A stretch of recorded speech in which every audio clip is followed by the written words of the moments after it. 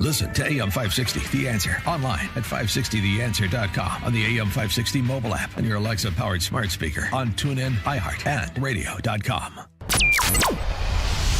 This is Chicago's Morning Answer with Dan Proft and Amy Jacobson on AM 560, The Answer.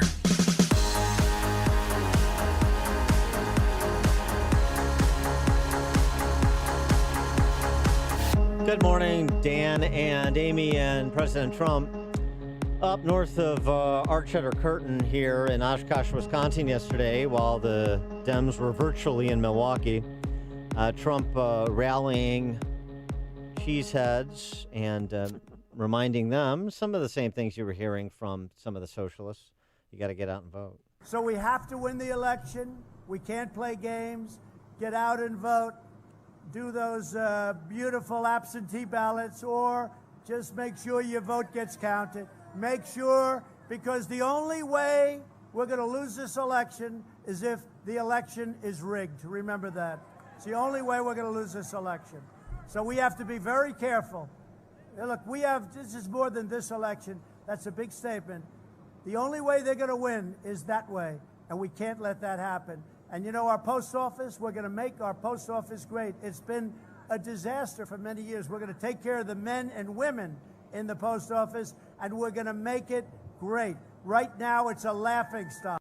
All right, he's going to make the post office great. Yes, great again. You can't say again, because I don't know if it ever been, well, maybe going back to the founding of the country, maybe sort of the Paul Revere era for the post office. But Babylon Bee had a good story, in quotation marks, about that, suggesting that President Trump was going to make his face the face on every stamp, thus calling for Democrats to actually defund the post office rather than to have hearings to fund the post office for the purposes of processing the Associated Mail.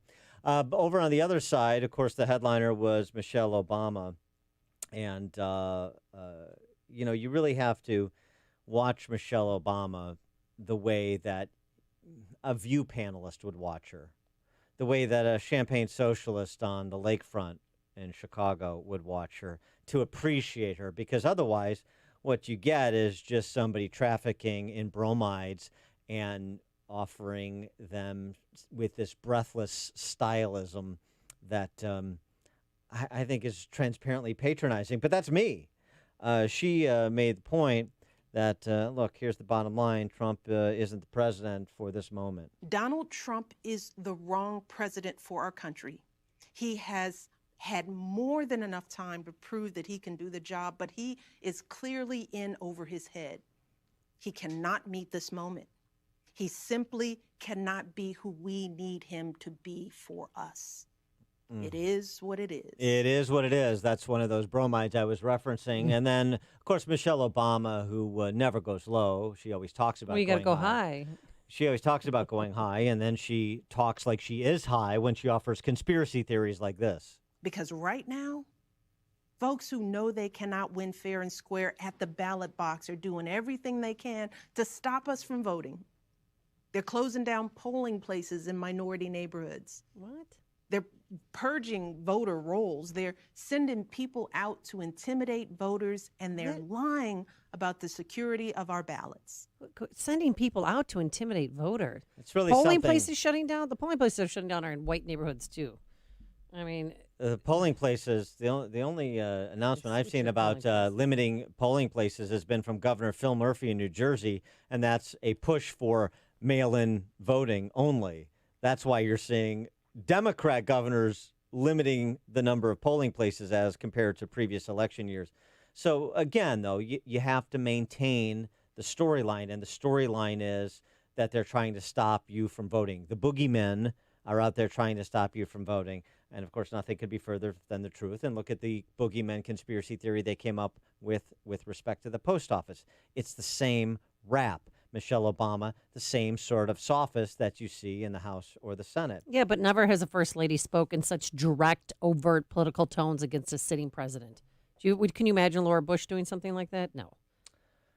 Well, Michelle Obama isn't Laura Bush. No. For more on the topic, we're pleased to be joined by a former Wisconsin governor and incoming president of the Young America's Foundation. He is Scott Walker. Scott, thanks for joining us again. Appreciate it. Hey, good morning. Great to be with you. Good to be with you. It was a lot of, politicizing and finger pointing with respect to COVID-19. It was a lot of identitarian politics and not much else. Anything that particularly caught you by surprise? Well, a couple things. I think the big story that's obviously not talked about at the convention is how Joe Biden has outsourced his really his entire agenda to the radical left. This is a guy who ran as a moderate during the primary because there was no other lane for him to win in. They were all fighting on the radical left. He ran supposedly as a moderate, but ever since then, he basically gave Bernie Sanders and AOC his agenda. Bernie talked about it last night. AOC will talk about it tonight. And Kamala Harris, a lot of people will be shocked to know this because she actually does not come across nearly as grumpy as Bernie Sanders. But Harris in the Senate, according to Newsweek, has a more liberal voting record than Bernie Sanders. That means for the first time ever, we have a running mate who is literally to the left of a guy who's a self-avowed, self-promoting socialist. That's what's missing in all this, and why they keep talking about all these things except for what Joe Biden's actually going to do. Well, that should scare people everywhere in the Midwest. This was the one moment of candor last night. Many of the ideas we fought for, that just a few years ago were considered radical, are now mainstream. They're at least mainstream in his party. Exactly. They are radical. They're still radical. The idea that the government would take over your health care, the idea that we'd get rid of millions of people would no longer have their private health insurance, the idea that we would take tens of thousands of manufacturing and agricultural jobs and just send them away because of the radical policies, the idea that we would tax nearly every American, seeing a tax increase after the shutdown. Those are radical ideas, and the only place they're mainstream is on this streaming version of the DNC. But we can't take it for granted. People, there's going to be a lot of people tuning in who hear some of those things and think they sound nice, but in the end, they need to look at the actual agenda. And I think at the exclamation point is Harris herself. This is someone that Joe Biden knew the radical left would be comfortable with because her voting record last year was the most liberal senator in the entire country. Is it upsetting for you or personal to you when you saw John Kasich up there, basically a turncoat, saying that he's going to vote for Biden instead of Trump? No, this is a guy, remember, put this in context. He gets paid now to be on CNN and attack the president nearly every day. So this is just continuing with what he started doing a few years ago after he left.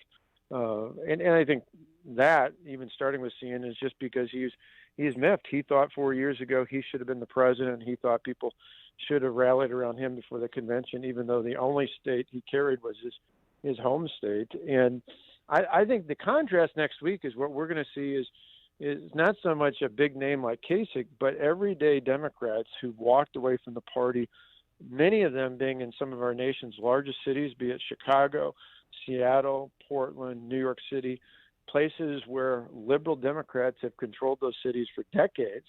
And we can see that the chaos that's going on.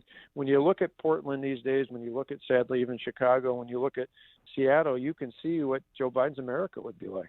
Well, it's funny you mentioned that. There was an op-ed at Fox News from Leo Terrell, who's a civil rights attorney in L.A., lifelong Democrat.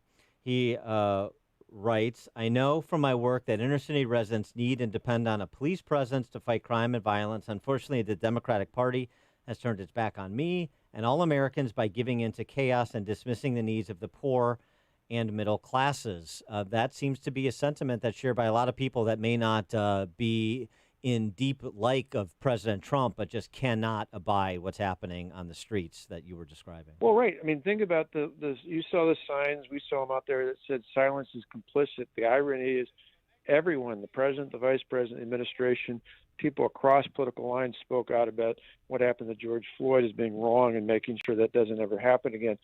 Where the silence is with Joe Biden, with Kamala Harris, with others in the party who will not denounce the absolute chaos that we're seeing. These are not protesters. These are not peaceful protesters. These are rioters committing criminal acts, whether it's in Chicago, Portland, Seattle, New York City. We had a taste of it in Milwaukee, and thankfully that died down a bit. But it is a real problem, and the people being hurt the worst are some of the people in the most challenged economic neighborhoods in the country. They should wake up and realize that decades of Democrat control have only furthered the problems. You may not always, everyone listening may not say, oh, I don't like every tweet, or I don't like some of the way the president talks, but in the end, Washington is filled with politicians who talk right but do nothing. This president actually gets the job done for the hardworking people of America. How would you rate President Trump's handling of the coronavirus?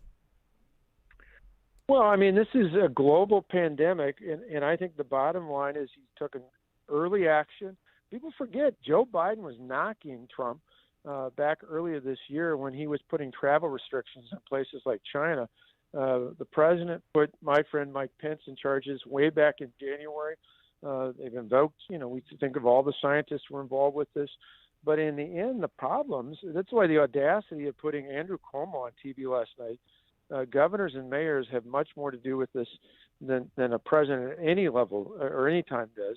And Andrew Cuomo is the epitome of failure when it comes to this issue. This is a guy whose state policies sent people who were sick and COVID positive into nursing homes where then people got infected and thousands of people died. This is absolutely crazy. And yet that's the guy they put up on TV last night. It's also fun to listen to the experts mantra from the left and their paeans to Dr. Tony Fauci. And yet when Dr. Tony Fauci says he doesn't see any issues with in-person voting, then they turn their back on Dr. Tony Fauci. Dr. Tony Fauci is like the Constitution to them. They use it when it's useful, and then they turn their back on it when it's not. Well, I mean, the real fact check, you mentioned the former First Lady. I mean, the idea of closing down polling places, the only places I'm aware of that are in Democrat-led cities. In Milwaukee back in April, the mayor of Milwaukee went from 180 to 5 voting locations because he was, I presume, wanting to make some sort of a point that Republicans shouldn't allow an election to happen. The fact of the matter is a Democrat governor even offered to have the National Guard come in, so anybody who complained about standing in line wasn't because of Republicans. It was because the Democrat mayor of Milwaukee ultimately went from 180 down to 5 locations.